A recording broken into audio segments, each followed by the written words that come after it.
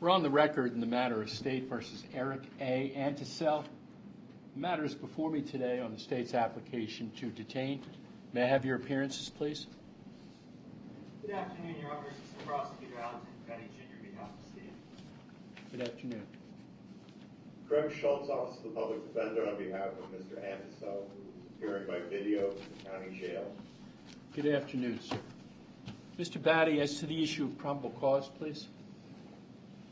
Yes, Your Honor. So, Judge, this was this defendant's charged with harassment, which, as Your Honor is no doubt aware, typically is a public a petty disorderly person's offense. However, because the defendant was on probation, that's what elevates it to a fourth degree. Judge, the kind of inciting incident for this harassment started on February 2nd, 2024, where Rutgers police responded to the Hillel House on Rutgers campus for a report of a male harassing people in and outside of the building.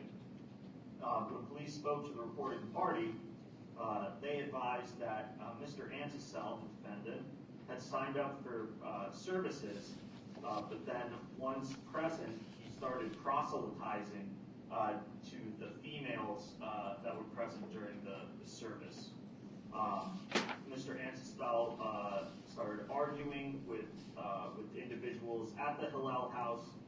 He told the reporting party that she was going to hell, and then he left the building. And so that was kind of the end of it. They didn't want Mr. Anticel to return. He was going to be trespassed and eventually was served with a trespass notice that he was not to return. But then what followed was a weeks-long campaign of emails that Mr. Anticel sent to a rabbi with the Hillel House. And I'm just going to read through them because I think it's important contextually, Your Honor, to understand what we're dealing with. So that was on February 2nd. That night at around 8 p.m., he emailed a rabbi at Hillel House, and he said that I demand your rabbinic work, Rabbi Reed. The CEO Jew does not override the Jewish rabbi. I demand that you order Rutgers police to nullify their order that I'm not welcome at Hillel House. I would like to come to Shabbat dinner next Friday night. Let me know if you comply with my demands. It is a terrible thing for a Jew to go hungry after being tricked. P.S. We can disagree about whether the Almighty sent Adolf Hitler to eternal hell. Several hours on February 5th, he emailed the rabbi again, saying, I literally brought Manischewitz for Friday night tonight. I think the reason I have her back is money. 1 minute later, at 11 p.m. on February 5th, he emailed the rabbi, wait a sec, the Rutgers police on me like Nazi, Nazi, Nazi, Nazi, Nazi, insane Nazi, Italian, last name, German, proud Nazi, can't believe it, wow, you claim that you are a rabbi. 1 minute later, on February 5th, he emailed the rabbi, literally, does the brown guy speak Aramaic? I have no freaking clue what you people are about. You are fucking fake Jews.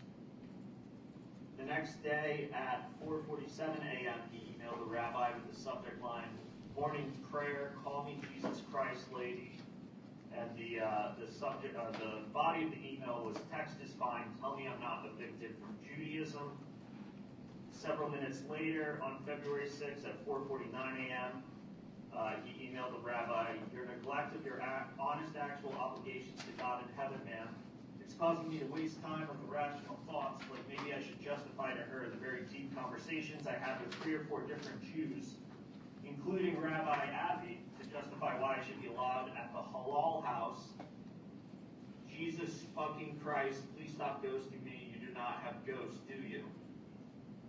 Several minutes later, at 4:50 a.m. on February 6th, he emailed the rabbi, call me or text me today, or you are toast, toast, toast to the Jews of the earth. Just say that I can come on Friday. As would be implied by your mission statement, you told me as a greeting, and by the way, I didn't get to wash my hands on the second fucking floor. Several weeks later, on February 19th, he again emailed the rabbi. He said, what happened several Shabbats ago was a real shame. I stepped outside to ponder what could be done about the hostages that is on all of our minds. I smoked a black and mild that a nice Jewish girl gave me for $1. The CEO of Hillel put her hands on my backpack and jacket and came outside telling me I was not welcome for dinner. I gave my email address and my cell phone to the front desk. The front desk can tell me on Friday whether I'm welcome or not. And all of these emails, I should add, are from Antisel at outlook.com, and they're signed by Eric Antisel as well. He then sent another email on February 20th at 1:14 p.m. With a subject line, "This will haunt you, God save us, real Jews," and it just had an emoji of the middle finger, basically. He then sent another email on February 21st at 11:06 a.m. saying that he shared all of this on Mark Zuckerberg's website, and he signed it off as saying the man with the goyish street clothes, Eric Antisel. 2 minutes later, on February 21st, he sent another email saying, "Why don't you ask for the partial video that the brown Jewish man took of me and stop recording when I started sounding good talking to the CEO Jew?" And then the subject line of that email was, "Why they ganged up on me besides the $1 solicitation to help me ponder the hostage crisis." And his final email was sent that same day at 8:27 p.m. Talking about cigarettes. Said things were pretty much good back then. Then, for the most part, until later when Germany was all Germany. Anyway, I will try to coax your lovely student clientele into heart failure and cancer on the sidewalk outside. So, Judge, that's the totality of all of the emails. The state submits that these are communications made with the purpose to harass. They are, in large part, nonsensical emails, but as Your Honor can tell, the multiple references to both Hitler and that these Jews are going to be toast unless they invite him back to Friday dinner are obviously going to put that community in reasonable fear for their safety. These emails did necessitate police response and monitoring to ensure that Mr. Antisel did not return to the Hillel house. And I would also note, Judge, that, again, Mr. Antisel was on probation for an indictable offense at the time these emails were made. So the probable cause was then established for the sole count for your consideration, which is fourth-degree harassment. Thank you. Mr. Schultz, as to probable cause, please. Your Honor, for the purposes of this hearing, we'll stipulate the probable cause and reserve our arguments for the detention portion. The court finds the proffer of the state as to probable cause to be sufficient. It notes the stipulation of the defense. Mr. Batty, as to the issue of release, please. Thank you, Judge. So first, I'll address the recommendation of the PSA. The recommendation to the court is no release recommended, noting that the risk of failure to appear, although a 3, and the risk of new criminal activity is a 4. Judge, it appears that the defendant, and this was unknown to me, picked up 3 municipal court cases for DP obstruction, false imprisonment, and another obstruction, all within the last 2 months. 2 were on January 14th and another on February 5th. So that's 3 pending complaints against the defendant, and these all occurred while on probation. I handled Mr. Antisel's previous case.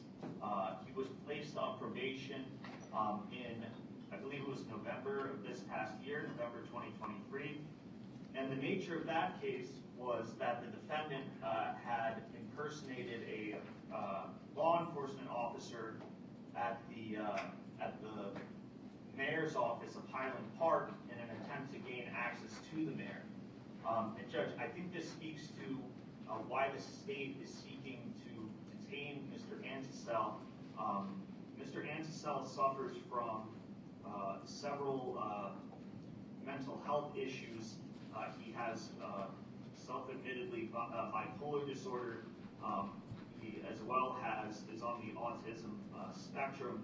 And while the state is not in the business of requesting people detained simply because of their mental health issues, for Mr. Antisel, it is the state's non-professional, non-medical opinion that his mental health issues manifest itself in obsessive behavior towards an individual or a location where he will continuously harass, annoy, trespass, and scare people with his behavior. Judge, when in the defendant's prior case, he was given mental health services. He was placed on probation. I would have hoped that continuing mental health treatment would have been a condition of his probation. Even if it was, it clearly did not deter Mr. Antisel from continuing to engage in criminal activity.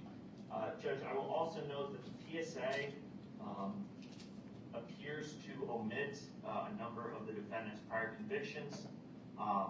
The defendant has several out-of-state convictions that are also relatively minor in nature, but they are of the similar behavior that we've been talking about. He has several convictions for trespassing. I believe there is a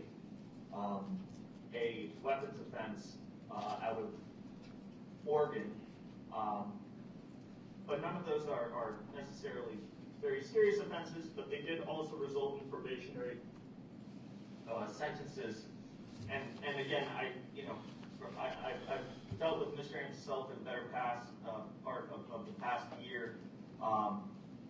Judge, I do have concerns that if Mr. Antisel is either not evaluated by a mental health professional, either at Incline or at minimum, given a risk assessment at the jail to ensure that he will not pose a danger to the public, I don't think there are any conditions Your Honor can impose on Mr. Antisel to refrain from engaging in this very specific behavior. As I stated, he appears to now be kind of obsessively focused on the Hillel House and our Jewish friends and community on the Rutgers campus, and they're very concerned about, current events aside, they're very concerned about Mr. Antisel being out and continuing to pose a danger, and also to interrupt with their right to practice their religion. So, sir, please be quiet. Who is my accuser? Sir. Mr. Schultz, can I ask you an aside? Sir, please be quiet. Sorry, Your Honor. Mr. Schultz, do you want a moment with your client before I hear from you? No, Your Honor. Mr. Schultz, sir, if you don't be quiet, I'm going to mute your microphone, okay? I apologize, Your Honor. Mr. Schultz, as to the issue of release, please. Your Honor, notwithstanding the recommendation, Mr. Antisel should be released today on monitoring with a requirement for mental health evaluation. The court has never imposed this on him. It's a neat time. He has no violent convictions. He's not a danger to the community. He did not have any contact with law enforcement in New Jersey, at least until about 12 months ago. He has not missed any court dates and has otherwise been complying with the conditions of his release. He had one restraining order in 2021 that was dismissed with no apparent violations. With respect to the instant charges, Your Honor, Mr. Antisel was banned from the premises of the Jewish Center at Rutgers, and he complied with that ban. The ban did not help him to stop communicating with anyone there. Nobody from Rutgers told him to stop communicating. He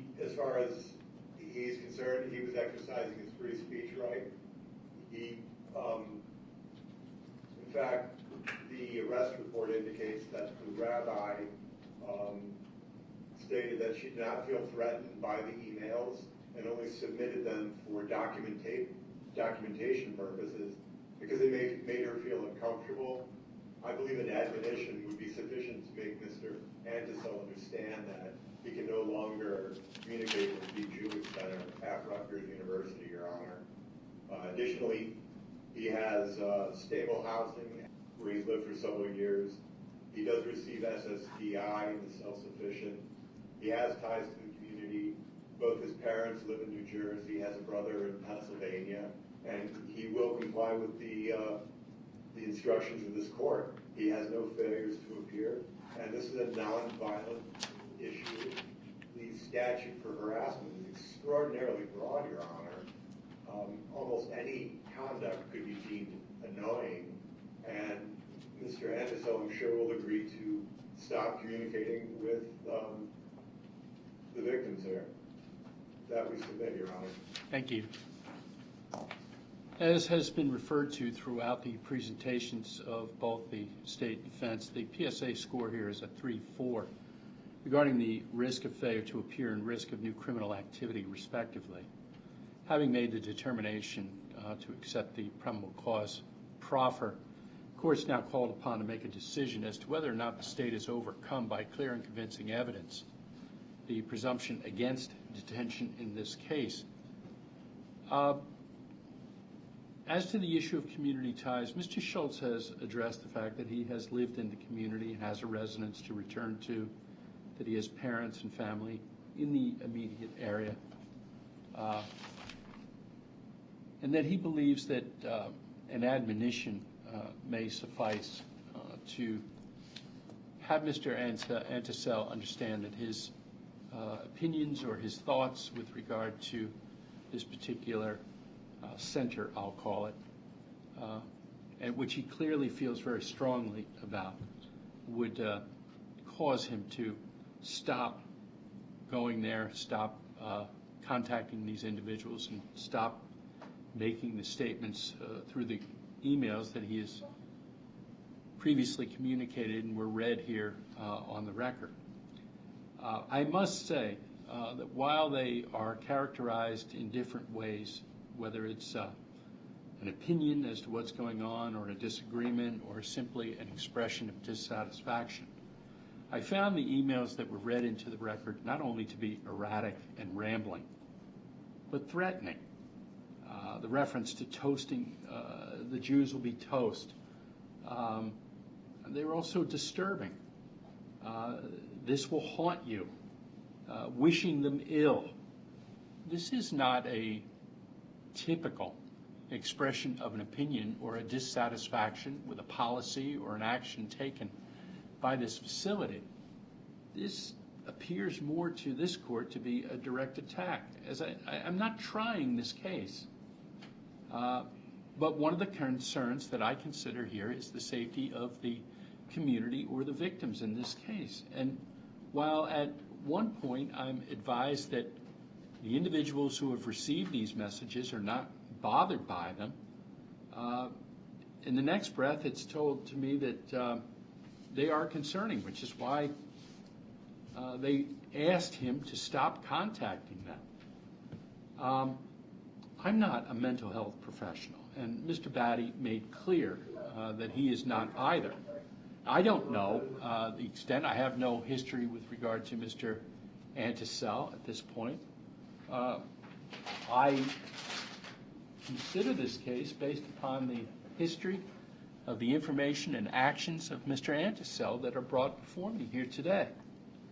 As to the issue of, sir, can you mute his microphone, please? I've warned you, sir, I'm muting your microphone.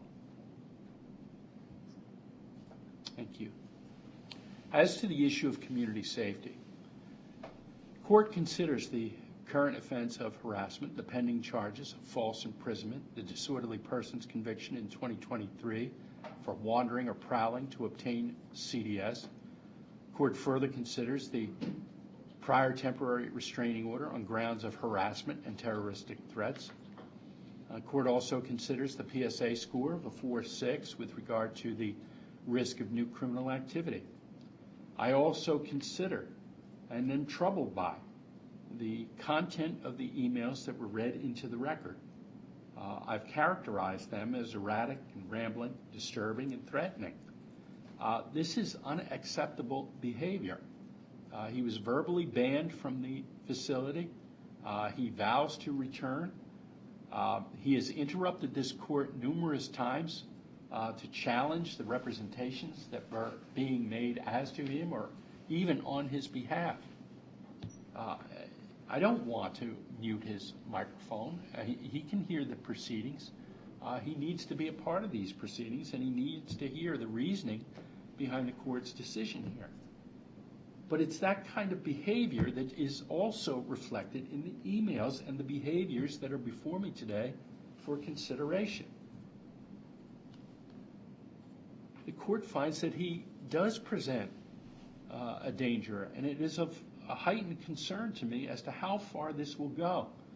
Quite frankly, and while I have a great deal of respect for Mr. Schultz, I don't think that an admonition will go very far. He's been subject to prior orders, and quite frankly, and while it is appreciated that he's made appearances, that he has shown up, and that he has abided for the most part by conditions of his release, that is expected. It's not, you don't get extra points for doing what you're supposed to do. He is abiding by the orders, which is what he should do. But nothing has seemed to cause him to back off of the behavior in which he is engaged, which the court is concerned because as the emails go on, it becomes an escalation of the opinions, if you want to characterize them that way, or the statements of this defendant, and they become greater and greater towards the descriptions that I've provided to them. As to the issue of his appearance, the court considers the 3/6 score of the PSA regarding the risk of failure to appear. As to the issue of obstruction, the court considers the 2 pending charges of obstructing the administration of law, as well as the charge of attempting to impersonate a law enforcement officer. The court considers the alleged position of the defendant regarding an intent to return to the scene, despite the verbal ban, as I've previously addressed. I do think Mr. Antisel would benefit from some assistance based on the totality of the circumstances presented, and as he stands before me today, and based upon the findings that I have made in the totality of the circumstances here, I find that the state has rebutted by clear and convincing evidence the presumption against detention. This court finds that there are no conditions that would assure the community's safety, defendant's appearance in court, or that he would not obstruct the process. I'm therefore ordering that he be detained. I'm also ordering a mental health evaluation and a risk assessment that be done. Applicable motions may follow based upon what those reports reveal, and I think that they would be of benefit to Mr. Antisel at this point. And as I just want to reiterate that his behavior here today has also caused me concern and has been a part of or a factor in this court's consideration regarding its determination to detain him pending a resolution or trial of this matter. I will advise him that he has 7 days with which to appeal this court's decision to detain. I'm further advising him that his next appearance is before Judge Flynn on April 18th of 2024 at 9 a.m. It is an in-person appearance. Thank you, gentlemen. Thank you, Judge.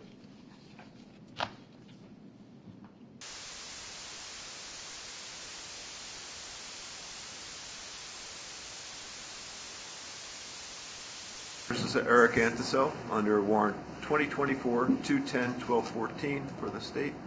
Good morning, Your Honor. Assistant Prosecutor Alexander Batty on behalf of the state. I had Mr. Nastasi listed for this case. It's not you? No, Judge. They haven't fixed it on the sheets yet, but it's Mr. Batty's matter. I'm sorry, I wasn't standing. I apologize. No problem. All right, Mr. Antisel, we don't have an attorney listed for you, sir. You're charged with 4th-degree harassment while on probation, and you've got charges pending as well. So we'd like to get an attorney for you so that you can discuss this plea offer, which is... Judge, the offer which I have not been able to extend to an attorney, obviously, is 180, continued probation and concurrent to any violation of probation filed on his probation case. Okay. So the state's offer contemplates you remaining on probation, not being violated and sent to jail or prison. So what we'd like to do is have you discuss that with an attorney. Can you afford a private attorney, or should you consider a public defender, sir? Your Honor, Yes. I am contemplating representing myself. The burden of being incarcerated for eight weeks has put me in a position that I cannot afford the time to await consultation with a public defender such as Vern Estreicher. So, Well, why would your incarceration prevent you from meeting with him? I need to pay my rent tomorrow. I have exhausted my rental deposit over these 8 weeks of incarceration. But you're still going to be incarcerated after today. That's what we're trying to move this case along so that we can see if we can come to a resolution that would result in you being released at some point. Is it possible if I plead today for my release today? You need a lawyer, because you can't represent yourself until you make an application to the court and we have a hearing that determines whether you can represent yourself. So that's going to take some time. I don't do those. I'm only a retired guy on recall, so there will be another judge who does that. But if we get you lawyered up, we can move this case along pretty quickly. If you'd Do you like. have an estimate of how much time I will, because I need to let my landlord know, please don't evict me. I have awaited 8 weeks for today's hearing with the understanding that Vern Estreicher would be sitting next to me today as my attorney. The social worker told me that, and Craig Schultz told me that. Craig Schultz represented me during the bail hearing. Is it my understanding that you applied for a public defender then? Do we have an application? Your Honor, I was advised by Mr. Estreicher that the defendant declined to fill out the 5A, ergo, Mr. Estreicher could not be assigned as counsel because he didn't fill out the paperwork. That paperwork is necessary for their office to consider your application. Point of information, Your Honor. Oh, sorry. I'm sorry. Let me just finish one thing. You're incarcerated. You're not working at present. I dare say that I could probably get that approved so that we can get you a public defender right away. Could we do that today, Your Honor?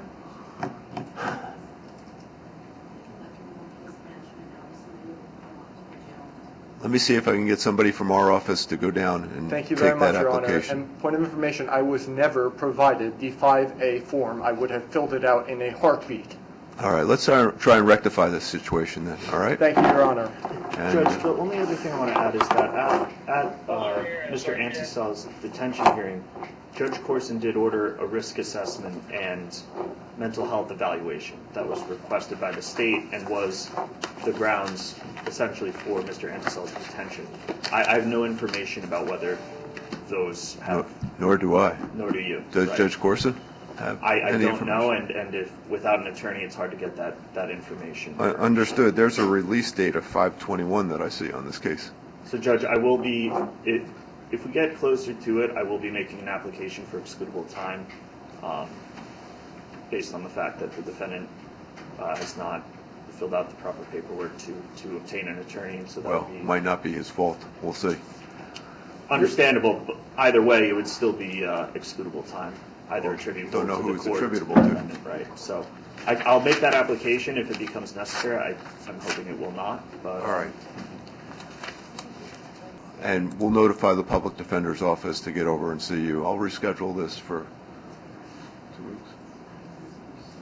And Judge, I'm sorry, I don't want to go backwards, but I did state that the plea offer is 180 days and continued probation. So there is a jail. I thought Your Honor had said the plea offer did not contemplate Mr. Antisel staying in jail, but the plea offer as currently constituted does. Understood. What was your commitment date, Mr. Antisel? How long have you been? To probation? Or No, how long have you been in the jail? I was 8 admitted weeks? on February 22nd, 2024.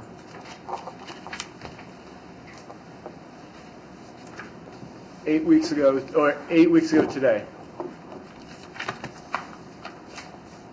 All right, so the state's offer is PAC 180. When you get a lawyer, we can discuss Yep. that offer further and see if it can be, if it'll remain the same or whether it can be tweaked. Your Honor, may I say one thing? Not about the case. I attempted to appeal the bail hearing judgment that I shall be denied bail. All right. I attempted to do that within 7 days. I immediately attempted to do that through Craig Schultz at the hearing. I stood and said I wish to appeal this denial of my release on bail. Well, they don't have a 5A form. There was an appeal on Mr. Antisel's behalf, and that appeal was unsuccessful. The appeal to the appellate division? Correct. Your Honor, one of my appeals was that I was not represented adequately by Craig Schultz. I have an argument to make that. All right. Yeah, Can he you was. hold on that? Okay. Because I'm an old guy, and I'm only back from retirement, and I'm not handling any motions, and I retired from the appellate division, so I'm not going to hear any appeals anymore either. So save the argument. I'm not foreclosing that argument. Understood. But I'm not the one to whom it should be made. Understood. All right?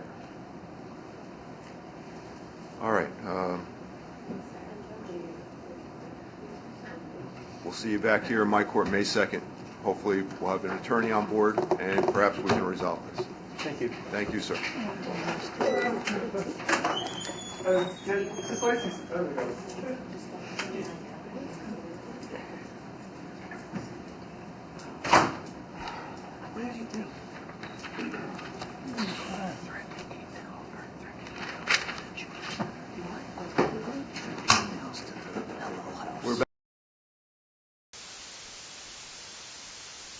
Warrant 2024-210-1214. Counsel appearances, please. Good afternoon, Your Honor. Assistant Prosecutor Alexander Batty, Jr., behalf of the state. Good afternoon, Your Honor. Vernon Estreicher representing Mr. Eric Antisel. You caught this case? You have this I case? did. Well, I had the two previous cases. Yes. Okay, because we were here on April 18th, and you filled out a 5A then. So. And Judge, that was the purpose for relisting it for today, to make sure that Mr. Antisel had counsel, which he does now. I understand Mr. Estreicher was recently assigned the case, so we'll make sure to get all discovery over to him. I did, because the defendant was detained, I was on the clock to get it indicted, so I did present it to a grand jury last week. I think the indictment is probably being handed up today as we speak. So we would like this matter set for an arraignment. I believe it's in Judge Corson's courtroom. The only other thing is that, and I made representations last time when we were on the record, that at his detention hearing, Judge Corson had ordered verbally that the defendant should undergo a mental health evaluation and a risk assessment. Mr. Estreicher went through the paperwork and noted that that was not present in the actual order that was signed for detention. So I've reached out to Judge Corson's court for them to confirm that he did in fact order those, and if he did, then that should be reduced to writing so that it can get done. Okay, but you're in the wrong church for that. That's correct. Yeah. So. Okay, so you go down the hall and make sure that that's straightened out. Yep. Before we come back. Yep. So whenever the court, I don't know if the court can give us a date for an arraignment in Judge Corson's case.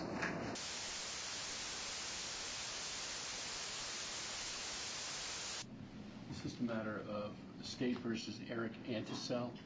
The indictment is 2405-461. The matter is before me today for arraignment as well. I've been provided with plea forms in this matter. May I have your appearances, please? Assistant Prosecutor Alexander Batty, Jr. becomes. Good afternoon, Your Honor. Vernon Estreicher representing Mr. Eric Antisel. Mr. Batty, can I have the state place the agreement on the record, please? Yes, Judge. Your Honor, in this case, the defendant has agreed to plead guilty to one count of fourth-degree harassment. In exchange, the state will recommend that sentencing, the defendant be sentenced to 180 days in the Middlesex County Adult Correction Center, as well as continued probation on the defendant's previous sentence. The defendant is not permitted to return to the Hillel house, which is the location where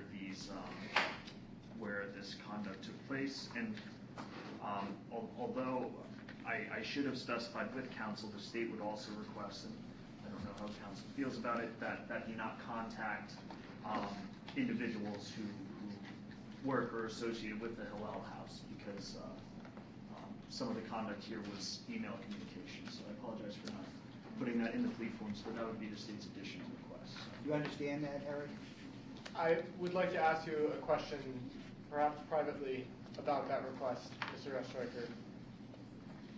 Would it be all right if I sit next to you behind the defendant's desk? Hold on. Okay. You're barred. You're going to be barred. Right.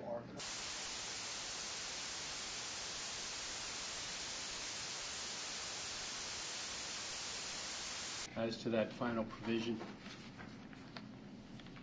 where do we stand, Mr. Estreicher? Okay. Well, no contact with the victim.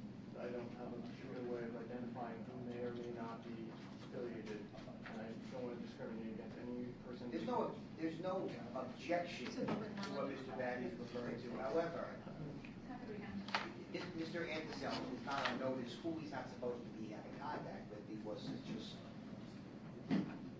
general and vague. He knows he cannot have contact with that building.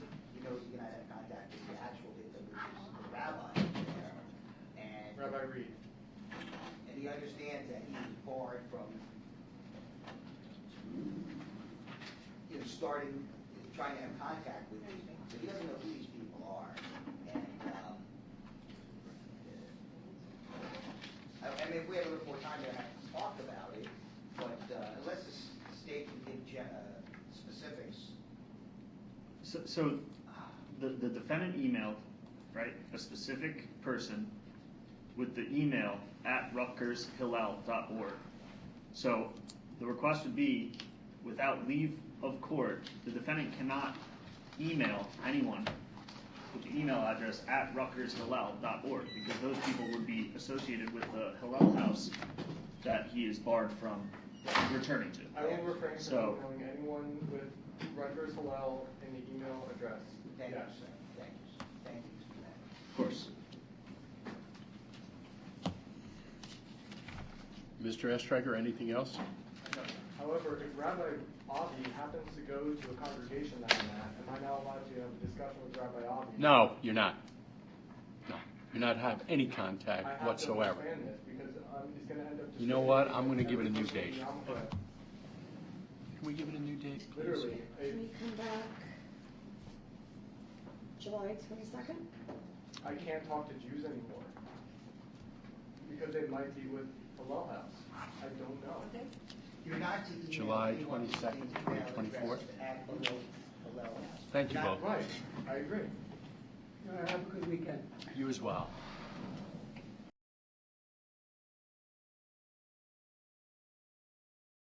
Antisel?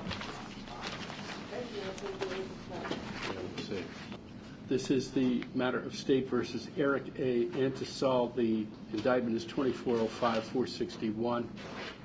The matter is before me today for arraignment. I've also been provided with plea forms. May I have your appearances, please? Assistant Prosecutor Alexander Batty, Jr. Good morning, Your Honor. Vernon Estreicher representing Mr. Eric Antisel. Mr. Estreicher, as to the indictment, please. Waive reading and not guilty plea. Yes, ma'am. Yes, ma'am. Acknowledge receipt of discovery. I think we arranged it the last time in June, Your Honor. You're correct. What I've done, so everybody's on the same page, I know Mr. Batty knows and Mr. Anderson knows, I've merely just changed the date from 6/28/24 to 7/22/24, and I initialed change. I didn't do the paperwork. I didn't think it was necessary. Mr. Batty, can I have the state place the agreement on the record, please? Your Honor, in exchange for plead guilty to fourth-degree harassment, the state will recommend a sentence of 180 days with the condition of continued probation. It's not permitted to return to Hillel House or have contact with the individuals that he knows to be associated with the Hillel House. And that includes both direct and indirect communication by emails. Mr. Estreicher, that's an accurate recitation. Yes, Your Honor. Mr. Antisel, please raise your right hand for me. Please stand. Please state your name for the record and spell your last.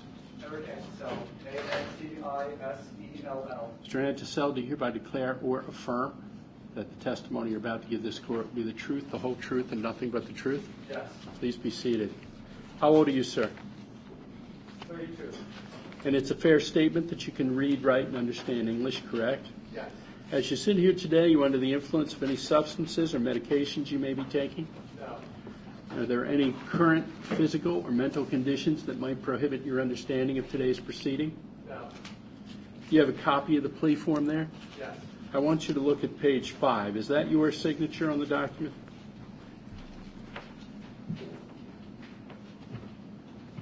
Yes. At the bottom right-hand corner of each page, sir, it calls for initials. Did you initial each one of those pages? Yes. And did you sign the document and initial it after having reviewed it with your attorney? Yes. To the extent you had any questions about the plea form, or these proceedings, did he answer those questions for you to your satisfaction? Yes. Does your signature and initials also indicate that you understand the content of the plea form and that it is complete and accurate to your understanding? Yes. Based on the representation of the state as confirmed by your counsel, it is my understanding that you're entering a plea of guilty to count 1 of indictment 2405-461 harassment, 4th degree. Is that correct? Yes. You understand that that charge carries with it a statutory maximum term of confinement of 18 months and a $10,000 fine? Yes.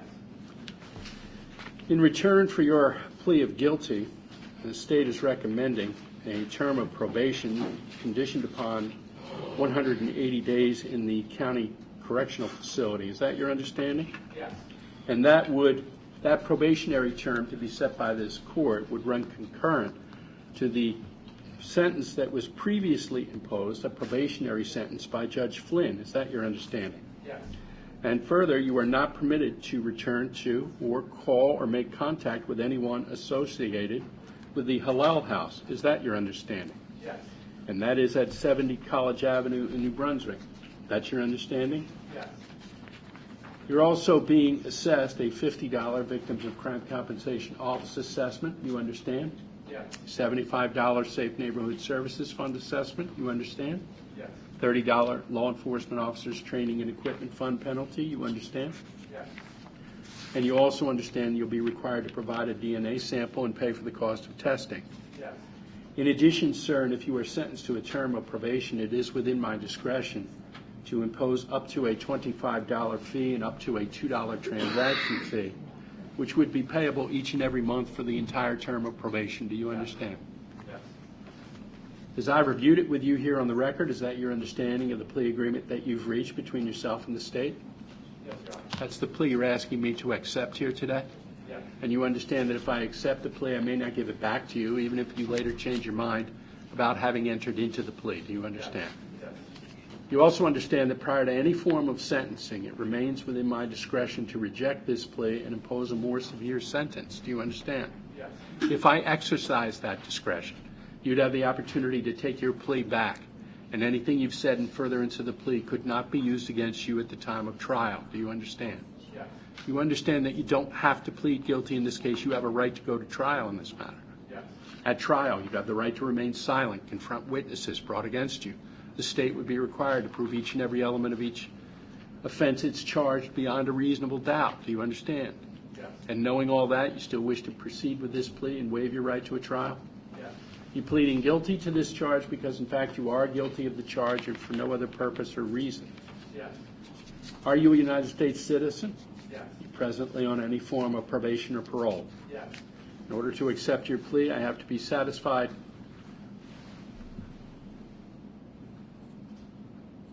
that you've done something wrong. And I accomplished that by taking from you what's known as a factual basis. In a moment, Sorry, I couldn't hear you. I need to make sure that you've done something wrong in order to accept your plea. I do that by taking from you what's known as a factual basis. Your attorney's going to ask you some questions about the offense to which you've committed. Before I turn the matter over to him, have you discussed with him the impact your pleading guilty in this case may have on your probationary sentence that was issued by Judge Flynn? Yes. Do you need more time to speak with him about that? No. Mr. Estreicher? Thank you. And you intentionally, with the purpose to harass the rabbi over there, send a series of emails, unwanted emails. Yes. And you did that for the purpose of harass her. Yes. Is that correct?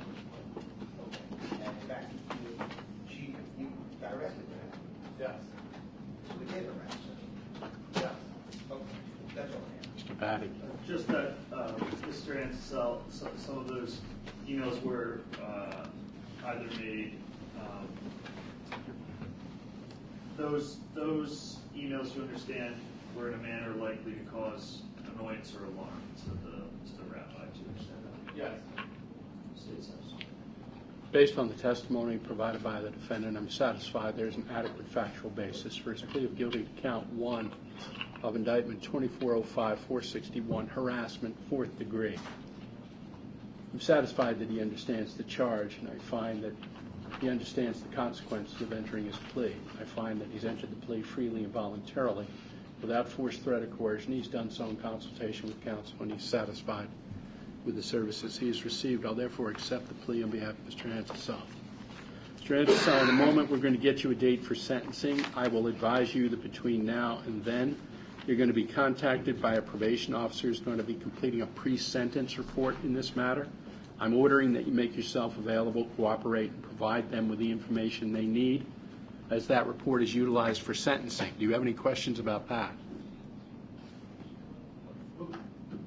No. You have any questions about anything that's been said on the record here today? No. Mr. Estreicher? Yes, Your Honor. Judge, this is a plea agreement dealing with a maximum sentence here of 180 days as a condition of probation. And it's my belief that Mr. Ansel now has 151 days of credit. He lives in New Brunswick. His family has stepped up and maintained his rent payments while he's been incarcerated. I think you almost have to release him today. I'll decide what I do. Yes, Your Honor. I understand the argument. Mr. Batty, what's the state's position? Judge, the state would oppose release at this time. Plea offer contemplated that he would, in essence, be receiving the time served sentence at the sentencing. So the state would oppose It didn't that say time. that. I'm sorry, Judge? It didn't say that. That he would be released today. Right. Correct. No, and it didn't say that it would be time served at the time of sentencing either. It That's indicates correct. only that it's 2C-180. That's correct. Now, in practical effect, it may be that at the time of sentencing, he hits the jail and is released swiftly. But Judge, given the nature of this case, and the fact that the defendant was on probation when he committed this offense and committed a harassment, the state submits that it remains proper for the defendant to remain incarcerated until such a time as this conviction is certain and certified, and the defendant is sentenced and then can go on his way, whatever way that may be. Which I don't think we can set a sentencing date beyond another 29 days. That would exceed the maximum sentence. I don't think that that's proper. When can we have it back for sentencing? I can see if we can do it the end of August. August 30th. Your Honor, if I may please report. Sir, you have an attorney here. Yes, sir. Sir?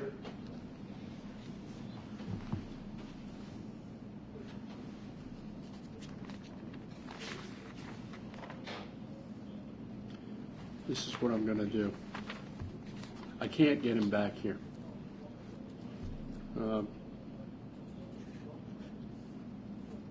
I don't know if it's going to be, I don't know if the report is going to be completed or not. What I'm going to do is I'm going to order that the report be expedited.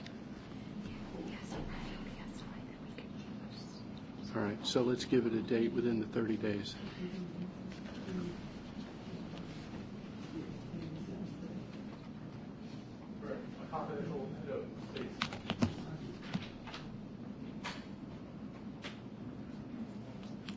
I'm going to give you a sentencing date. I'm holding him until the sentencing date. Sir, be quiet.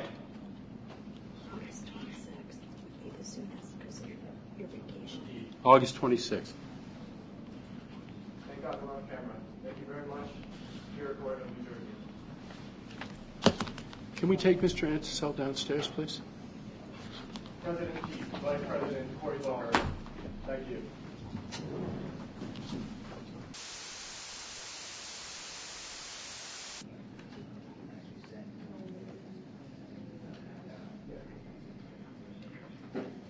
We are on the record in the State versus Antisel matter. The indictment is 2405-461. The matter is before me today for sentencing.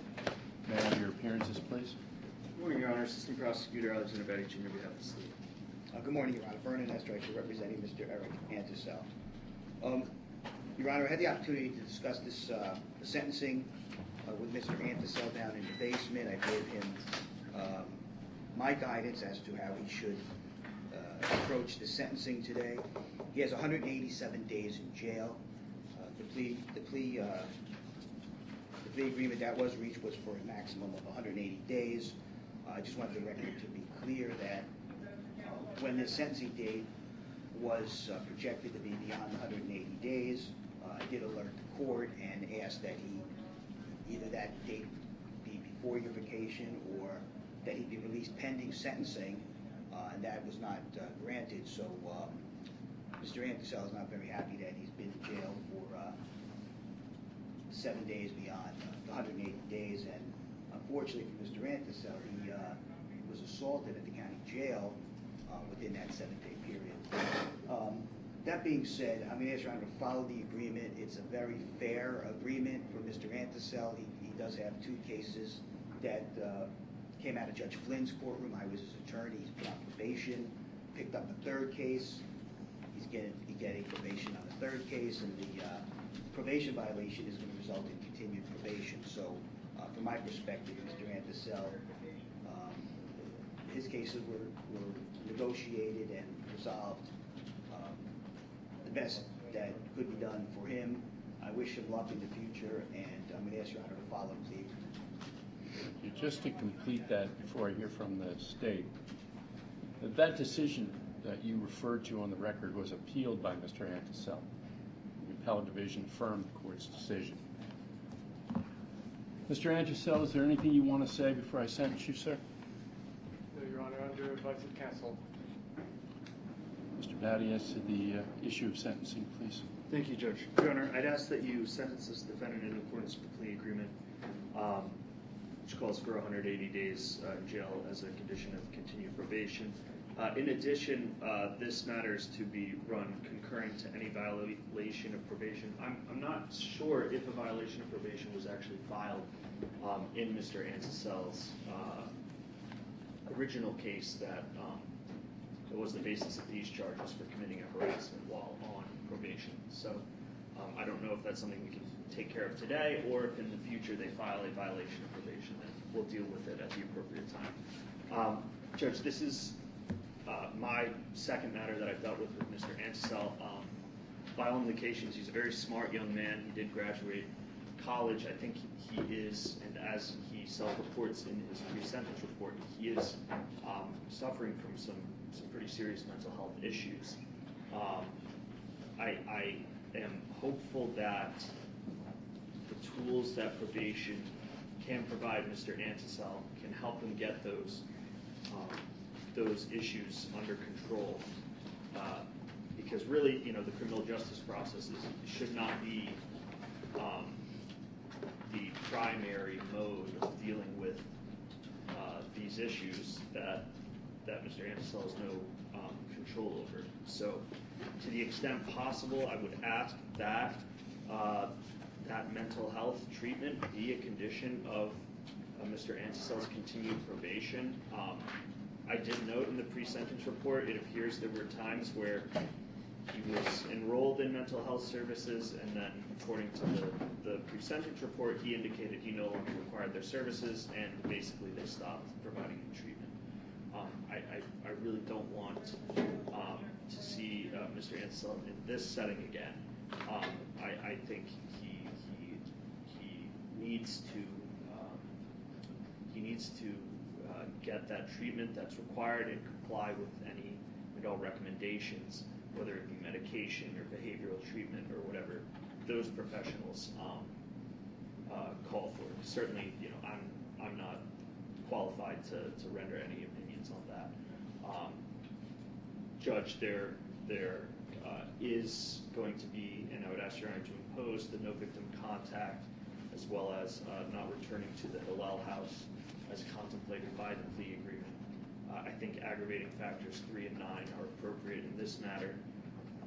The risk that this defendant will commit another offense simply because he was on probation at the time that this offense was committed, and that actually was the charge that he pled guilty to, committing a harassment while on probation, as well as aggravating factor 9, the need to deter Mr. Antisel specifically, as well as the need for general deterrence.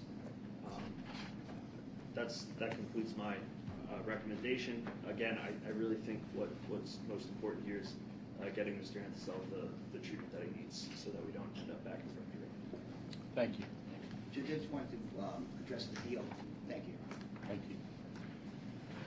This case emerges out of events of February 2nd of 2024, when Rutgers police would respond to the Hillel house on a report of a male harassing individuals outside of the building. On their arrival, they would observe this defendant standing outside near the entrance door with security personnel. A staff member would advise that the defendant had signed up for services and had begun to proselytize various females during the service.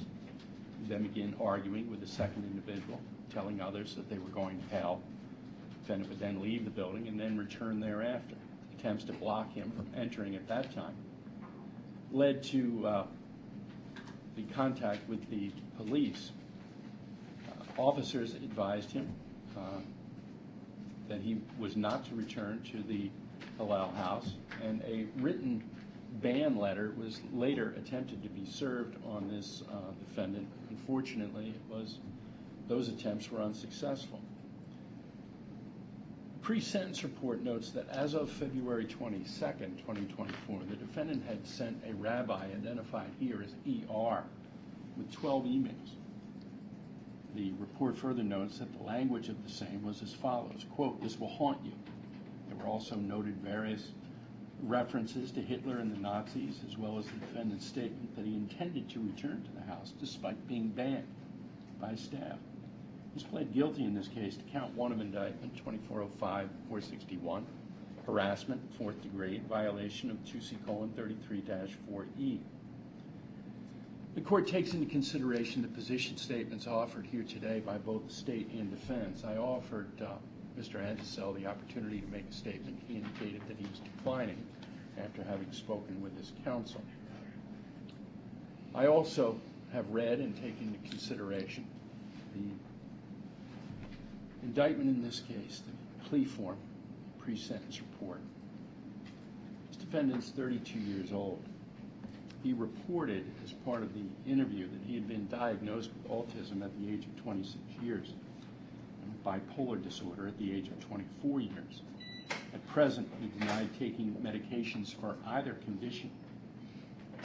He would further report that he had noticed issues with depression and anxiety since 2016 and had admitted to being placed in what he termed as a, quote, psych ward while in the state of New York, and had also participated in inpatient mental health treatment and a rehabilitation center for approximately 1 month in 2017. currently serving a probationary sentence that was just referred to on the record, that sentence being issued by Judge Flynn. He reports having completed a mental health treatment with Legacy Treatment Services from June of 2023 through September of 2023 and being discharged from the program. After reporting on numerous occasions, as referenced by the state, that he considered there was no longer a need for services. He'd also participate in treatment at what is designated as a community care center in Piscataway from July of 2023 through August of 2023. Treatment that was reported by the defendant as to programs located in the state of New York and the state of Oregon could not be verified. The state urges aggravating factors 3 and 9. I find aggravating factor 3 applicable, the risk that the defendant will commit another offense. As a juvenile, he would successfully complete a diversionary sentence. As an adult, at the municipal level, be the subject of judicial fine, on which an outstanding balance still remains. At the Superior Court level, he'd again be the subject of judicial penalty, fine, and probationary sentence. And that probationary sentence was being served, as I've already noted for the record, at the time of the instant offense. In the state of California, he'd be the subject of probationary sentence for which no information could be obtained and jail term. In Oregon, he would again be the subject of probationary sentencing and jail term. Despite his involvement with the criminal justice system, the defendant continues to commit criminal offenses. Through his own actions, the court finds that he presents a risk to commit another offense. I find aggravating factor 3 applicable. I give it substantial weight for purposes of sentencing. While it is not urged, the court finds aggravating factor 6, the extent of the defendant's juvenile and criminal history and the seriousness of the offenses of which he has been convicted. The defendant's criminal history commenced in 2008 when he was 16 years of age. He is a multi-state offender. Again, the defendant was actively serving a probationary sentence for 2 separate cases at the time of the instant offense, and as an adult at the municipal level, he'd be the subject of a local ordinance violation as well as a conviction for wandering or prowling to obtain or sell CDS. At the Superior Court level and in New Jersey, the defendant would be the subject of a conviction for harassment, issuing or making a communication in a manner to cause alarm, which is what brings him here today, and for the impersonation of a law enforcement officer. In California, he'd be the subject of 2 convictions for trespassing, and in Oregon, he'd be the subject of conviction for criminal mischief, disorderly conduct, indecent exposure, and unlawful possession or use of a weapon. At the time of the drafting of the pre-sentence report, he would be the subject of 3 pending municipal court matters in New Brunswick, Metuchen, and Highland Park. The court finds aggravating factor 6. I give it a heightened weight for purposes of sentencing.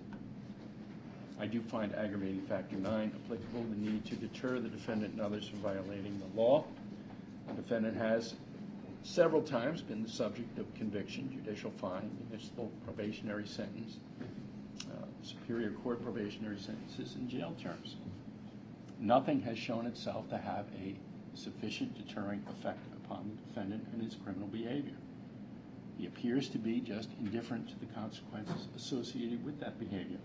I find the need to deter persists. I find aggravating factor 9. I give it substantial weight for purposes of sentencing. No mitigating factors are urged and none are found.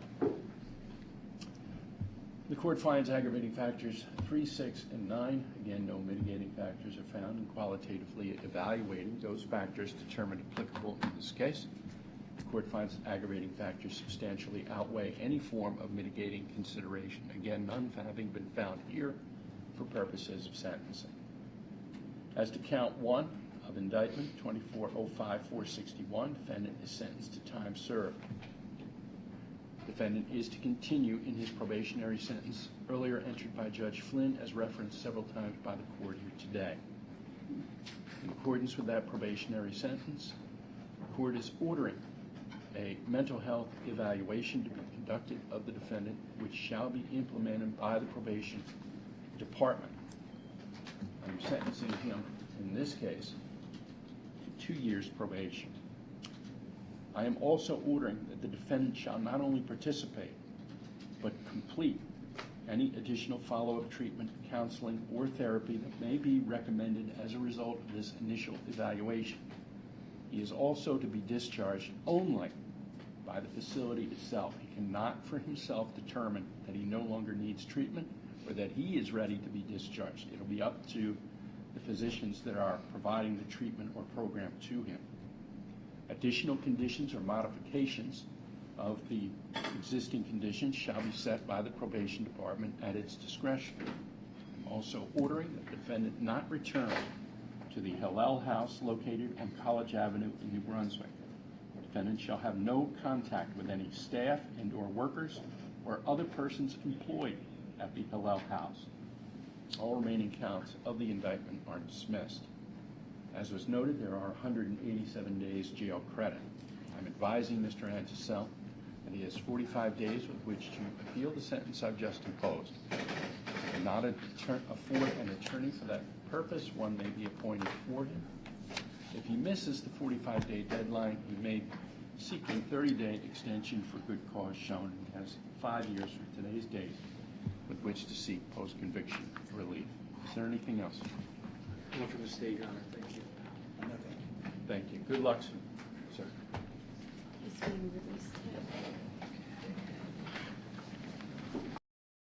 So that was incredibly disturbing. I'm Eric Antisel. I was the defendant in that case, and I need to discuss now what it was that I was supposed to be discussing with the public defender. I didn't have any attorney entering any of my side of this case the whole time. So I had mentioned in the description that the public defender, Craig Schultz, hung up the jail phone on me because I had so many swirling questions about what was going on when I was first taken into the jail and spoke with him over the phone. He introduced himself as a lawyer from the public defender's office, and he was here to represent me for the bail hearing, and that Vern Estreicher had been assigned to me for the future case proceedings. He was just there for the bail hearing. So he kept trying to get my email address from me, which was arbitrary. I asked him to pause that and answer my questions about the legal system. He was a lawyer, and I had been long deprived of basic answers about the legal system in this case. Usually, a misdemeanor doesn't bring you to jail. Usually, it's a felony that would cause you to be brought into jail and have the judge decide whether you get bail or not. But this was a misdemeanor. So who was my accuser? I was so surprised because I had no criminal intent when I was sending the emails to the Rutgers Hillel rabbi in charge of the Shabbat dinners. So that question is very important. Who is my accuser? My accuser was Rutgers police. We didn't talk about that beforehand. And actually, what came up in the case was a whole list of my past record that really needed to be understood by my attorney, because the judge used the fact that I had received some trespassing warnings in the past as reason to detain me in jail. He was afraid that I wouldn't obey a trespass warning because I had trespass charges in my past. But those were mostly incidents of me refusing to leave a place and being told, you can't go back there. One place I did trespass and they said, don't go back. But in every case, I obeyed the do not return order. So the fact that it's on my record is actually in my defense for my motion to be moved from jail and released. The fact that I have a history of following no trespass warnings. So this piece of mail that the Rutgers police finally got to me at my home, this is a ban letter from Rutgers Hillel property. And it says, I'm writing to inform you that effective immediately you're banned from Rutgers Hillel. This ban will remain in place indefinitely. Should you be found on our property at any time, you may be arrested for trespassing. So I would not have sent an email saying I will be in attendance on Friday, on a Monday, if I had this in my mailbox. But I got home from the hospital on a Monday, February 19th, and I didn't have this letter. So I said to the rabbi, because enough time had passed. I figured maybe they came to their senses that maybe Eric was misreported, and I was. And how terrible is that to be treated like, some kind of antagonist to Rutgers Hillel before the Rutgers Hillel dinner that was promised to me.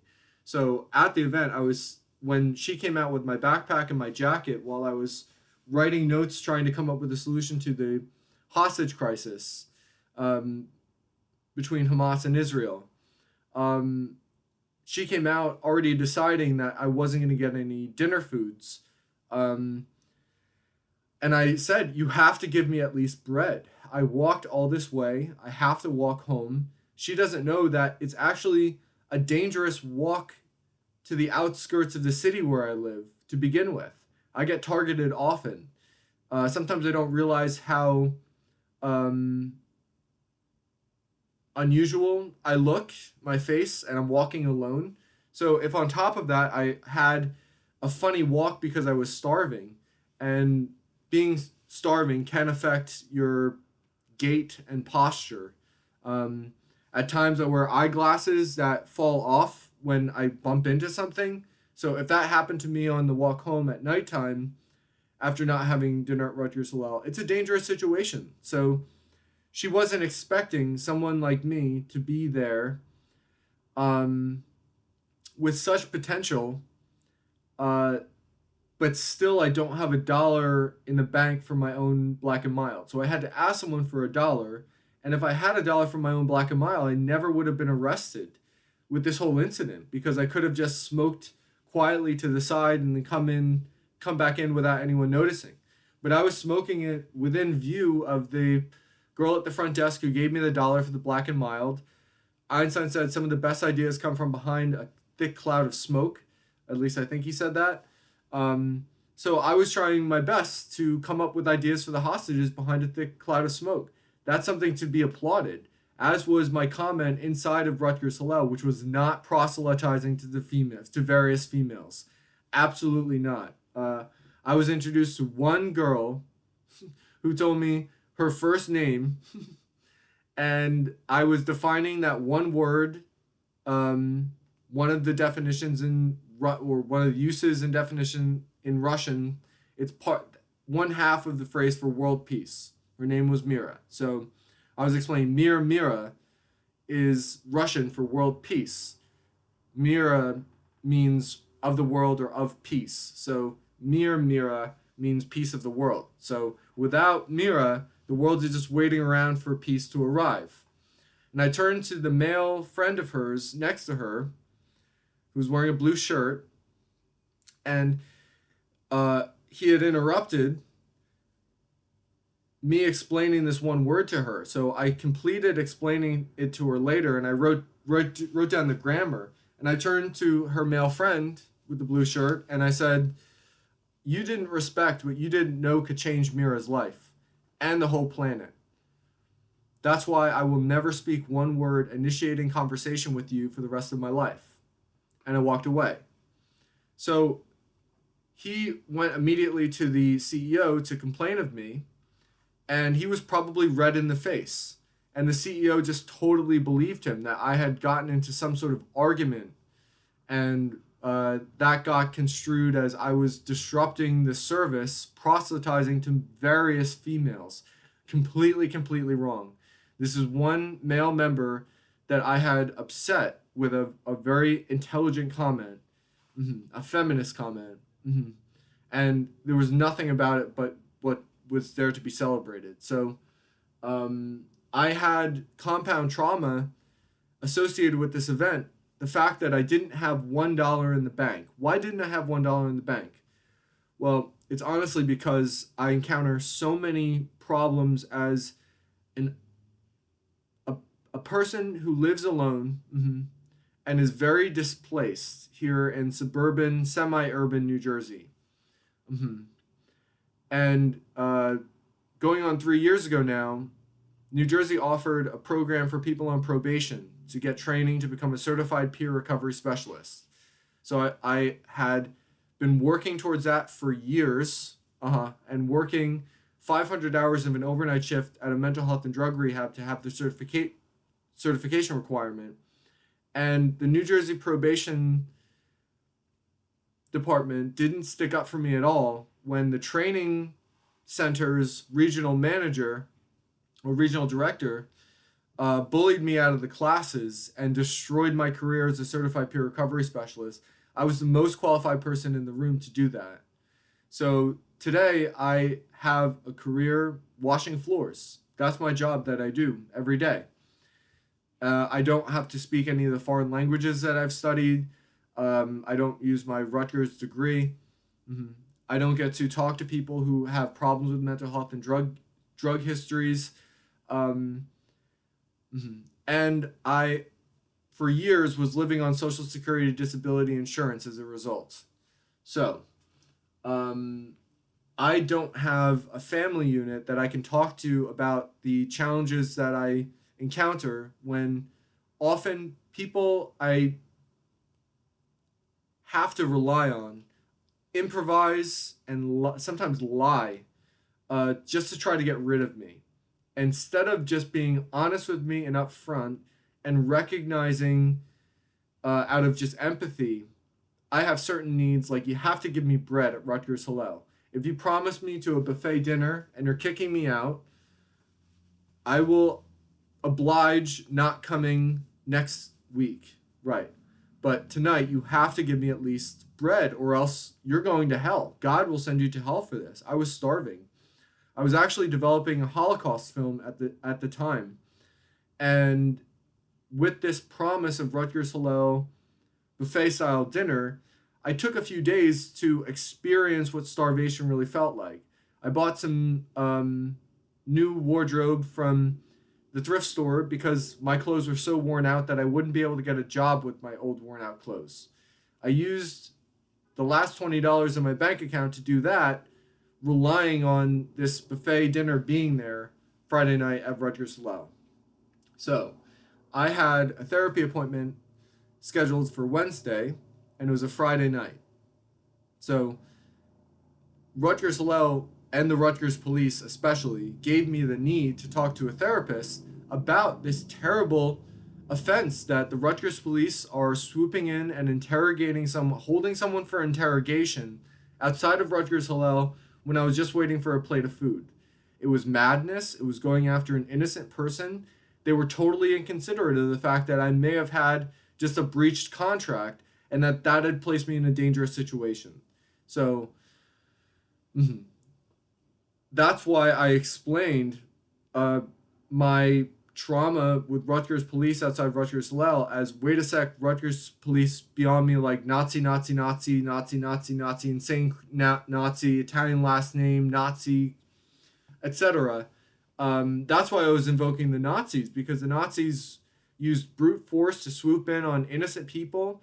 They had a lot of people starving, right? So I was starving and being really mishandled and misdirected by the Rutgers police who responded to the Rutgers Hillel CEO, saying I wasn't belonging inside.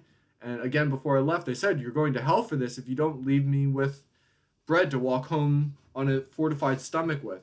So this whole thing was an incident where I am taking the direction of the Rutgers police, and they are misdirecting me. Because part of their interrogation was assuring me that if I gave them my contact information, I gave them my ID card and my phone number, to try to get them to let me to leave. So I said, yeah, if you have anything, you can send it to me in the mail. Right. So they promised me this ban letter that would finalize it. It would come from Rutgers Hillel, and the Rutgers police never delivered it. So that confused me. That's what makes me a faultless defendant, right, innocent, in jail for 6 months and 7 days, because I was relying on their next instruction, expect this in the mail. And because they had my phone number and my address, they were calling me over the phone to try to get a face-to-face with me to deliver the letter. That is what we have the U.S. mail for. He does eventually end up just dropping it in my mailbox because he gets a hold of me over the phone when I'm home from the hospital and I'm not at my house. So I said, I want to have the letter in the mailbox. There's nowhere else to put it. So he texts me saying, this is a copy of what I left in the mailbox. Why didn't he just text me a copy of what he was going to send me in the mail?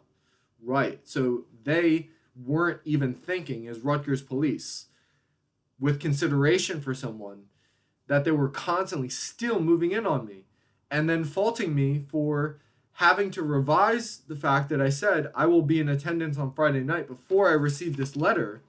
Then I received this letter on Tuesday, and I have to acknowledge receipt of it. Then I send the Einstein cigarettes offer to assure them that I'm not coming onto the property anymore. I won't be in attendance Friday night. I will be on the public sidewalk outside. It was rhetorical, but still important to say I understand the difference between the public sidewalk and inside. So Rutgers police saw this as something to do and went after me. When they arrested me on my porch, they threw me on my stomach to arrest me. They were in unmarked cars. They weren't my local police. They weren't dressed as local police.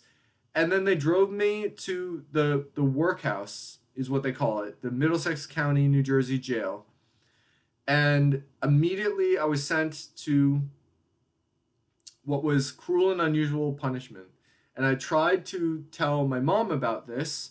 I asked my mom, would you please take this letter that I've written you listing all the things that they're denying me, all my terrible health conditions that I'm developing as a response to being deprived of sleep, being deprived of food, being deprived of clothing, was giving me nighttime convulsions, and a whole list of other maladies, like a broken rib cage.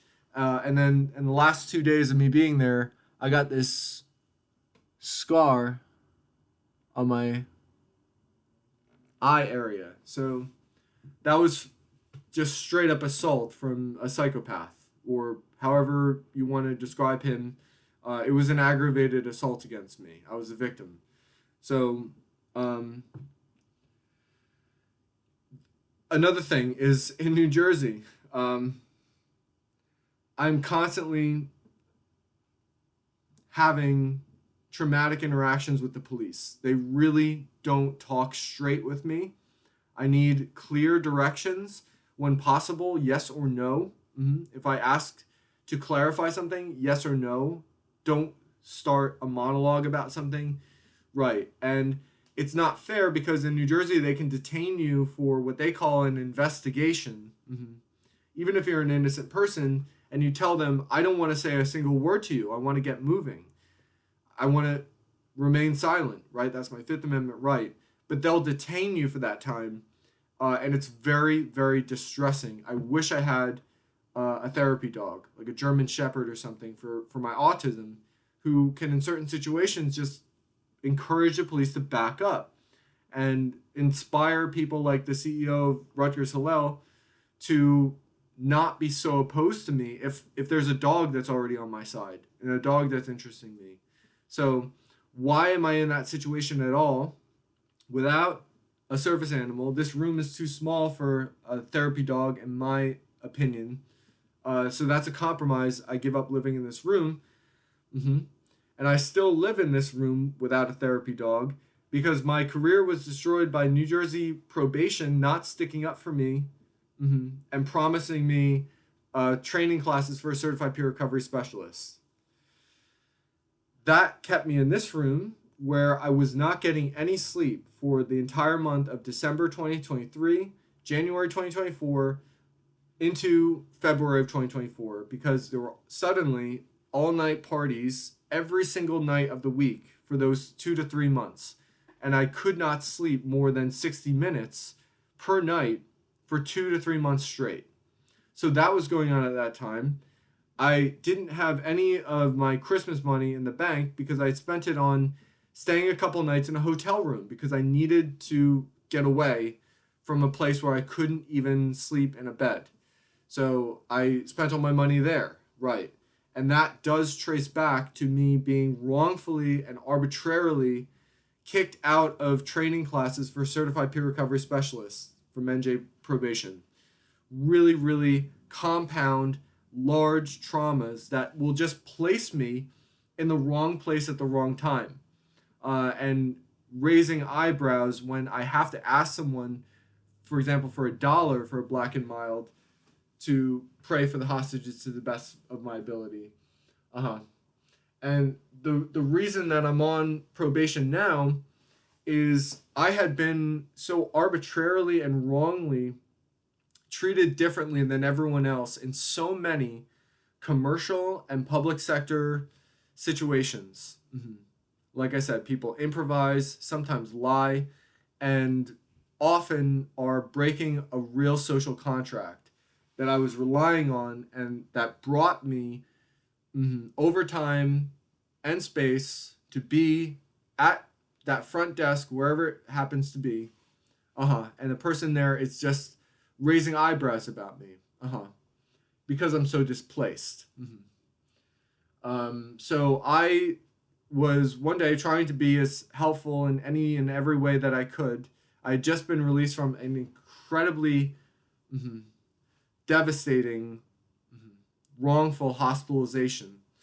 And I went to the mayor's office of Highland Park, having brought 2 suggestions for improving Highland Park to her attention before.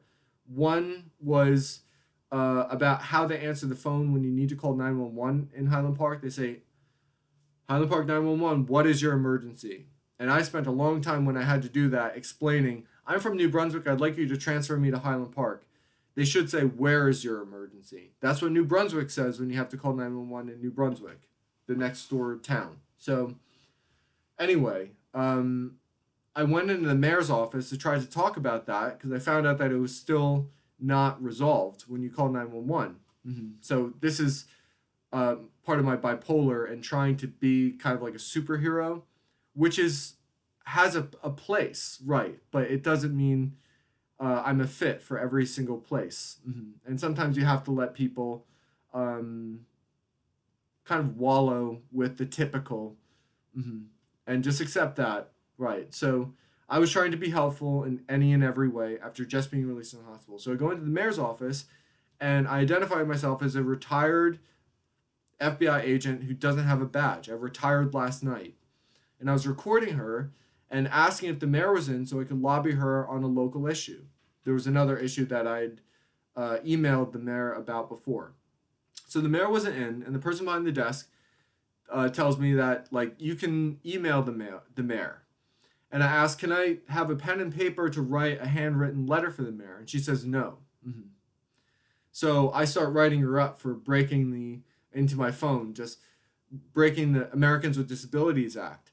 But, I had done a lot of work putting together reports as an informant of possible crimes to the FBI. I had a very interesting 2022 when I was attempting to join Congress as a member of the House of Representatives. And I was running against an incumbent who was so intent against hearing from me that I thought he was making me, disqualifying me or, wrongfully and arbitrarily omitting me from democracy in general. So, yes, I had tipped off the FBI eventually. So I considered myself retired from that work, that mental labor of thinking through, right? Like, what obligation does Frank Pallone have to hear me talking to one of his young staff members over the phone when I call his office, right? That was the first time he had omitted me from participating in democracy, right? And then it gets even more to the point of 100% disenfranchised of representation, right? If I can't participate, if I can only vote, but everyone else can participate, especially since I'm a candidate, so I pose some credible political risk to him, right? So that's why I was using that figurative language going in there, saying like Eric Antisal FBI, right? And she's like, you're not in the FBI. And I was like, yeah, I just retired last night, so I don't have my badge. So I was using that figurative language, trying to get her to take me seriously. I should have said something like, hi, I'm Eric Anticel. I'd like to remind you that there are federal laws that protect people with disabilities, including autism, and anyone can report anyone for investigation. Is the mayor available for me to discuss a local issue with her? Right. Nothing wrong with that at all. But the prosecutor's office went after me with a felony for that, even though I wasn't using the power to do anything that a regular member of the public who's not in the FBI can't do. Right. Anyone can report to something to the FBI, and I hope that people don't abuse that. Right. So I found out recently that there is a simple way to make a civil rights claim to the national government just through, I believe it's called justice.gov, the U.S. Justice Department. I found it through their Instagram page on my phone. So that is where I took my report of the cruel and unusual punishment at the jail. I asked my mom to forward to someone. I put, like, on the letter, 911 lawyer, 1-800 Supreme Court. And I asked her, like, did you give it to anyone? She's like, no, I did not call the Supreme Court over it. Mm-hmm. And I said, would you drive that letter to the Newark office, about 35 minutes away, of U.S. Senator Cory Booker, who has a really close connection with civil rights by arbitration. So she said I was asking her to do the impossible with that. So this is a really hard vindication of something that I suspected for about 8.5 years now, that push comes to shove, my parents will never do the work of taking my side when I need someone to take my side. So she didn't tell anyone about the public defender Craig Schultz hanging up on me. I released a video about that on this page. And yeah, I couldn't get her to take seriously like the fact that no one, regardless of what you're accused of, should be getting cruel and unusual punishment in the United States. But I was, right. And that's really vindication for using language invoking this part of our collective unconscious of World War II. Hitler and the Nazis, the fact that that was never truly resolved because Hitler never stood trial. And the state of Israel was set up to make sure the Jews would never, be, at risk of being eliminated from the earth. And there was war going on in Israel. So World War II was not completely resolved. The Holocaust wasn't. So it ended up being a lowercase h Holocaust when I was sent to the nude room, which is like a suicide watch room that I totally didn't need. 24/7 fluorescent lights in that room. No windows, wall, or clocks. So 24/7 fluorescent lights, 2 surveillance cameras, and they take every stitch of clothing from you except this like ill-fitting, partially covering green smock, which is made with like really harsh materials and Velcro. I couldn't even figure out how to assemble it. So I'm just standing there naked in the cold. It's like 65 degrees Fahrenheit about. It's cold and it's nudity. They don't even let you wear your glasses, as if having your glasses is a way to hurt yourself. I have a really high prescription. That is torture to just deny me my eyeglasses. How could I possibly use that to hurt myself? Also, they didn't give me toilet paper to wipe after going number 2. They kept me there for 2.5 days, and then a couple weeks later brought me back there for like 15 hours. I had 4 bare hand bowel movements in the United States, and they refused to give me hand soap to wash my hands after doing it. They didn't give me any utensils to eat with, so I had to eat with my fingers the porridge on the floor. I don't have my glasses or any of my clothing. I don't have a book to read, anything to write with, any lawyer to speak with, any chaplain or therapist, no one. But I was wallowing in that without anyone to even listen to my story.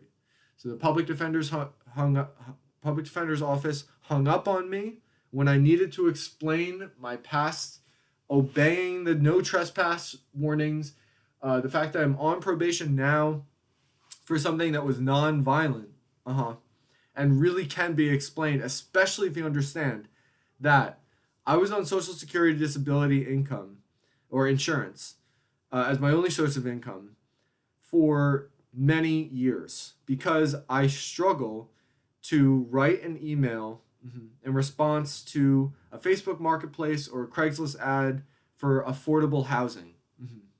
When somebody lives in a house with like 4 bedrooms in it and one of the bedrooms is available to rent, they ask you to send an email with a little about yourself and express your interest in the place.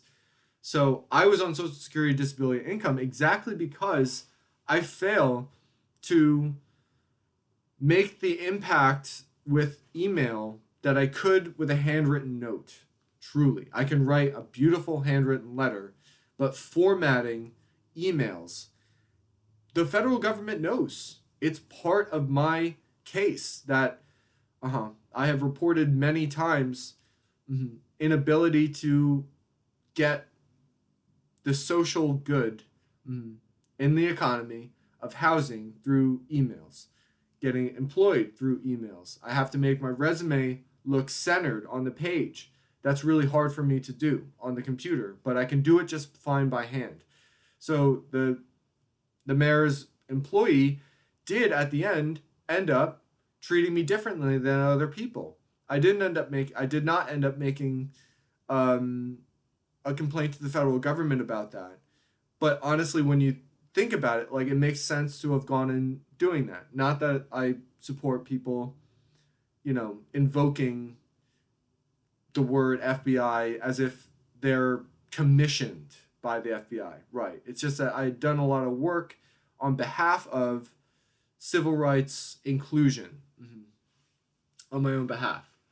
So I find it interesting that the judge says when he's reading my history that I was treated starting in 2016 in New York State at what the defendant terms a psych ward. Right. There's nothing wrong with terming a psychiatric facility as a psych ward if you've been there. Truly, that is so abusive to tell me that I can't call it a psych ward, that I have to call it a psychiatric facility or a psychiatric hospital. Right, that I can't just call it a psych ward. Sometimes it is just a ward of the hospital that you can't even go outside for a smoke a cigarette. To smoke a cigarette. So this really is the tail end of an 8.5-year story where I tried to write about this in my book NJ. I had an opportunity for a fun life in New York City. I just made a new friend. We connected very strongly. And I ended up overwhelming him with emails on Father's Day after my family had just totally existentially wronged me. And no one in my family would stand up for me against my brother who had really wronged me. So I just had this feeling that my family that was supposed to be built on love was claiming to be held together by love wasn't. And I found 8.5 years later that I was true. That was true. I was right about that. But there was really no reason for me to give up the fun life in New York City that I was giving up on the off chance that this new friend of mine needed someone to cry with. It was all I knew. So for all I knew, it was a 50-50 chance that he needed someone to cry with that Father's Day. But he didn't. So anyway, this is the tail end of that. And when I was in jail, I tried to be as productive as I can. And this is the last thing I'll say. I was trying to be productive.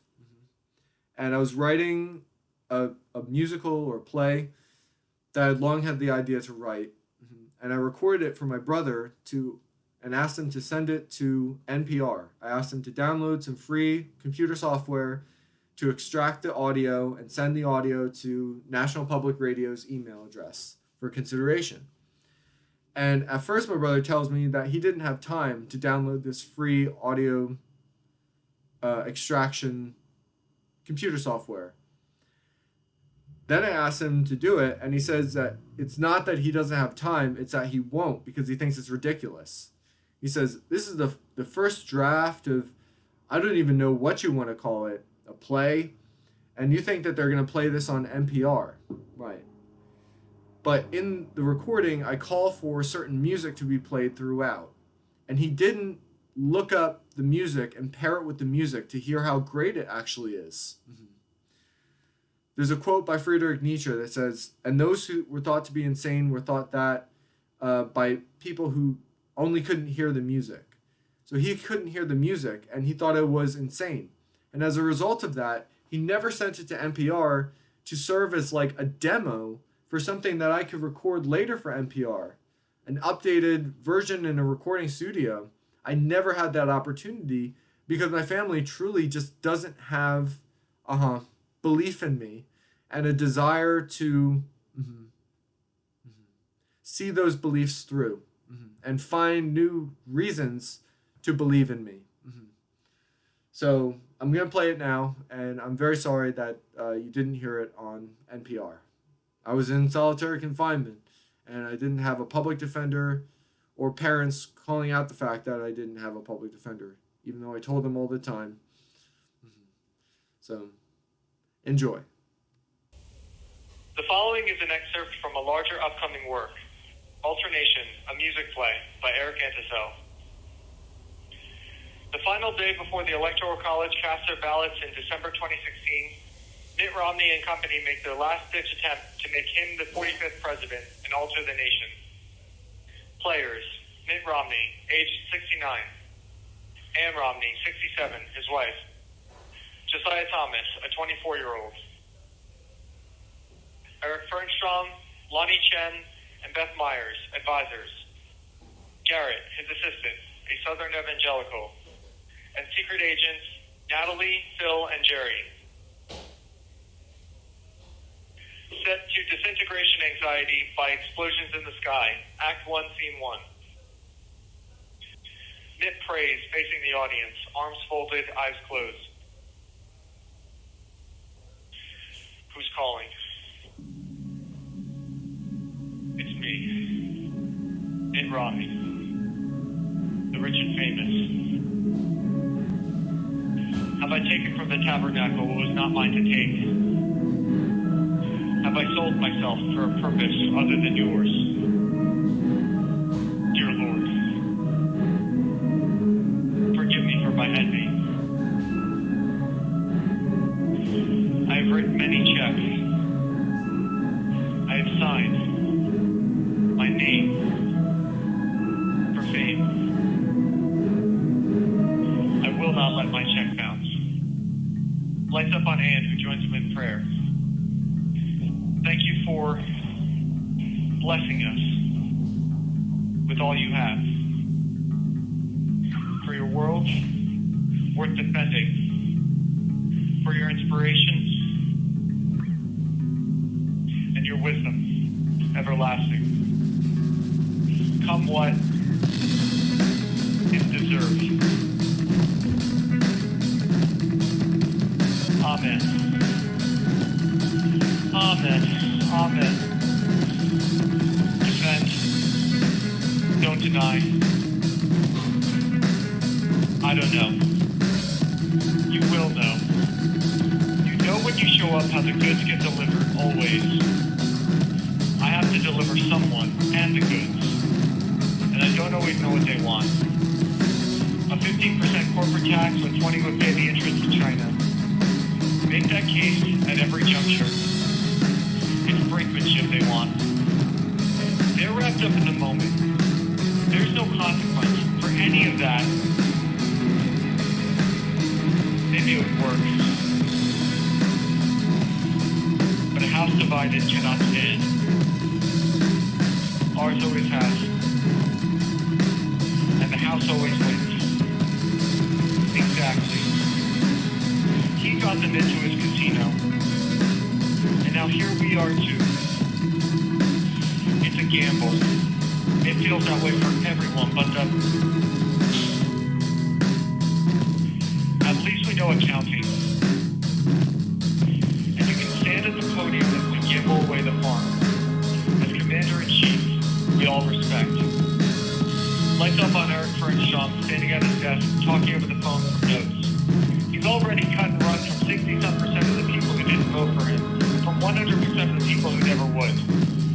He's relying on all those science and technology professors at Harvard and Stanford and enlistment and waste management engineering to go on working and not just retire without leaving behind an educated next generation, replacing them in that work. The baby boomers retiring in Florida and Arizona will find there's not even an initiative to build up amenities in and around their retirement communities, other than perhaps a Burger King franchise where you can almost remember the days of custom-made anything, like a letter from a relative, not just an automated response or an auto-generated order at a fast food chain restaurant. Besides, expect to pay $12 for your lettuce, tomatoes, patty, pickle bun because of all those nice things billed as gifts by the Democrats and signed on to by 20% of Republicans trying not to lose to them their re-election bids. Lonnie, what you got? Lights up on Lonnie in his garage. Nothing good and new that Ned couldn't deliver in much greater numbers. Plus a Latin American strategy, as was mentioned yesterday. How about a friendly competitive rivalry in research and development with Latin America? The race not just for new pharmaceuticals and equipment, but treatments like equine therapy for MS sufferers, dietary changes, and activity schedules that can be monetized as resorts. Has Ann ever been south of Cancun? There's a lot of talent and real estate between our two countries, continents, for alleviating that kind of acute sickness felt by sufferers of MS, Parkinson's, Alzheimer's, and brain tumors, and I'm sure our First Lady will be delighted to highlight and spearhead. Not to mention chemotherapy, which is all the more so very hard to get through. When you turn on the TV and all you see is Donald Trump sucking up the attention all day, every day, and you have chemo you're already sick with. In the kitchen, Gary's been talking to men. You suck. You suck up all the attention. For what? To get on there and do it tomorrow. You suck. And not even like a vacuum sucks. Clean up dust, buddy. You need your trusty vacuum for it. You make a career in politics. Vacuous. You're not worth it. Occasional payout only. More wins with Massachusetts men. And a whole lot of suck. Constantly, the suck. For 4 years. I like it. I'll go with it. This is a private line for now, and there's time. Garrett breathes deep and checks his watch. Coming up on 24 hours. We're not sleeping tonight. Lights up on motel room. Phil and Jerry. Phil has an earbud in. Jerry has a cigarette at the window. So many gems yesterday. Today has to be twice as good, at least. 3 times a Romney. How is, he turns his head to the monitor screen. Oh my God, he's on the balcony again. Cringes. Josiah Pace is wearing headphones, center front of stage. This has been an excerpt of Alternation, a music play by Eric Antisel. Spring 2024.